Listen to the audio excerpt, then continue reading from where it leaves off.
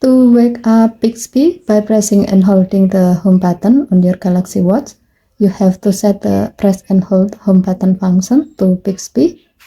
You can do so directly from your watch setting menu and from the Wearable app on your phone. As the example, we will do so from the Wearable app on Samsung Galaxy S25 Ultra. To do so, on your phone, go to the app screen, find Wearable app, and then tap it. Tap watch setting. Next, tap buttons and gestures.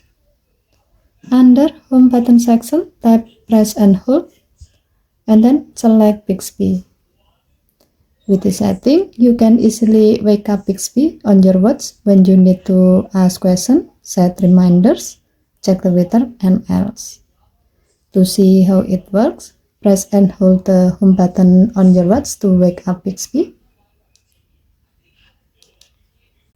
Okay, thank you for watching. Please help to like and subscribe. Have a nice day.